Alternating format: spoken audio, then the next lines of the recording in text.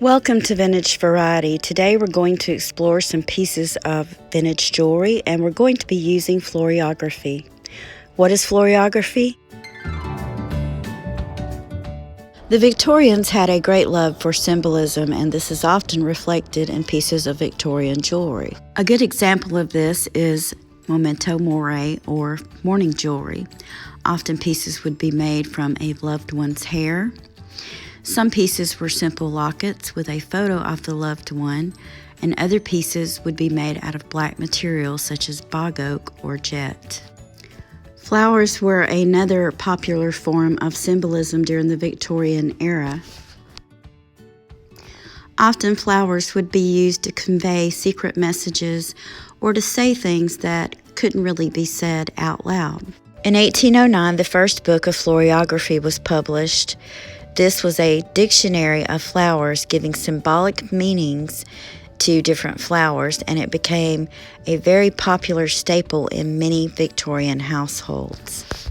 Join me today as I explore Floriography by applying it to beautiful pieces of vintage jewelry. There's something about daisies that says summertime to me, and if we look to Floriography for the meanings behind daisies, you will find phrases like innocence, I'll never tell, and loyalty. What wonderful sentiments behind such beautiful flowers. This one is a painted brooch. You can see that some of the enameling has worn off. It is unsigned. Now this tiny little brooch, more of a scatter pin. If I zoom in on it, this is a name that I am really not very familiar with. It looks to be Barda or Bardella. Very cute little pin to wear as a collar pin. This is my favorite out of all of my daisy pins. This one is by Weiss. It has a little ladybug on it. There's the Weiss mark on the back. This one is a cluster of daisies. It's done in a very lightweight plastic. One is signed Hong Kong. It's an adorable little choker necklace, and this is a coral piece. It's in very good condition. None of the paint has chipped off, and it has these tiny little rhinestones. This necklace, I believe, was meant for a very young girl or someone with a very small neck. Laid out here, you can see hopefully how tiny it is. There's the coral mark on it.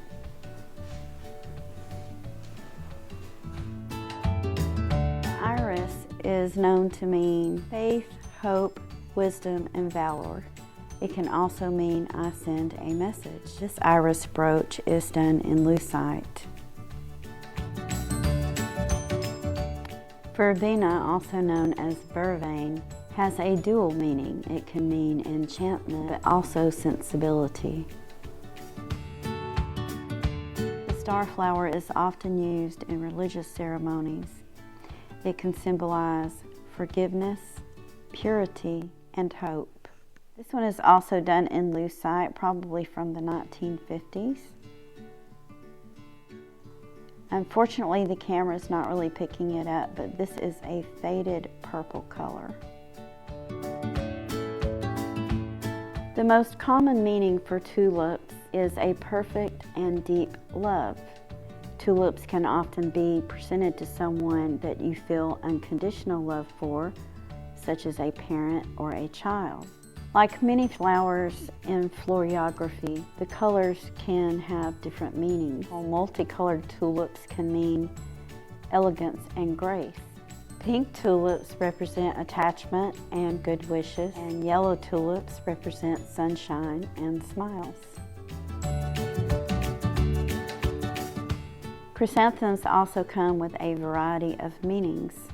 White chrysanthemums represent loyalty and devoted love, and in general, chrysanthemums represent longevity, love, and joy.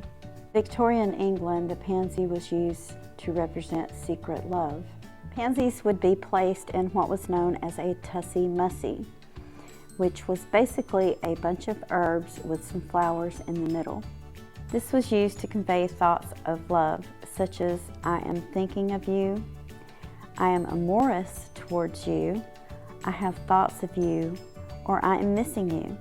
Pansies also represent free thinking, or to think.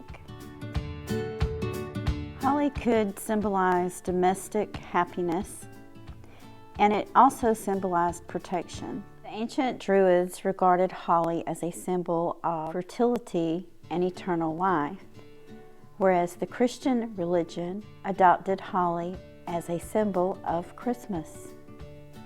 This is actually a little Christmas brooch, and you can see it as holly with berries. Zinnias were for thoughts of an absent friend or a friend that you had not seen in a while. For example, a bouquet of zinnias could be given to a dear friend that perhaps you had not seen in a few years. The gazania flower, also known as the treasure flower, means wealth and richness. That is the only flower that I could find that fit the description for this lovely little brooch. See, it is enameled and it has a little bit of the paint chipping off of it. But treasure flowers, or gazania flowers, are yellow flowers with red stripes down the centers.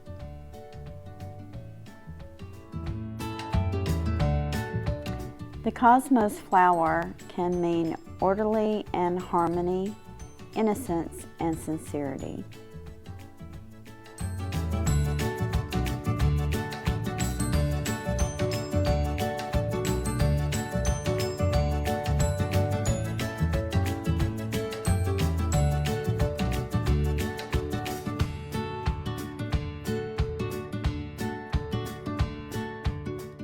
For the Victorians, wisteria was a warning against overpassionate love.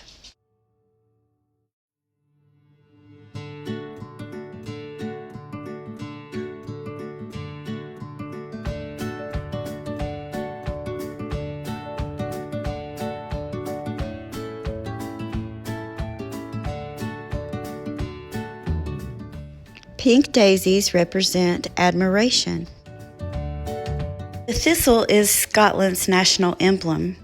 It means courage, bravery, and loyalty in the face of treachery.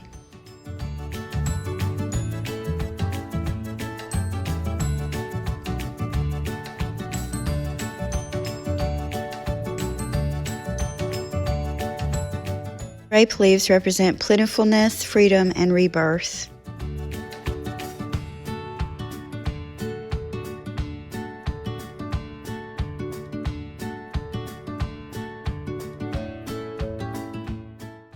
The clover means love and good fortune and was highly popular during the Victorian era.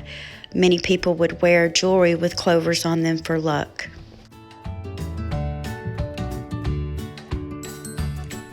Of all the pieces of floral jewelry that I own, roses have to be one of my favorites because they remind me of my mother. My mother's name is actually Rosa, but she has been called Rose and Rosie by family members for as long as I can recall. Different colors of roses have different meanings. White roses were considered more appropriate for young girls who had never really known love, or young women who were new to love. Pink roses, especially the light pink or pale pink roses, signified delicacy and gentleness and elegance, whereas a red rose like this one meant deep love or passionate love. During the Victorian times, yellow roses meant jealousy and could often be used to accuse someone of infidelity. Today, a yellow rose is known for meaning friendship. Symbolism behind jewelry still exists today. It could be a piece of jewelry that was given to you by a dear friend, a piece of jewelry you were wearing during a special occasion, a family heirloom, or wedding bands that symbolize that you are married. I like the idea of finding the symbolism or the meaning behind my pieces of floral jewelry. Next time you wear a piece of jewelry, think about its meaning to you. And if it is a beautiful piece of floral jewelry, it's quite easy to look up the meaning of the flower. I hope you've enjoyed this content. I want to thank you for taking time out of your day to share these items with me. If you haven't already, please like, subscribe, and ring the bell for notifications on more content about collecting vintage and antique items. Thank you again for watching, and I hope you all have a wonderful day.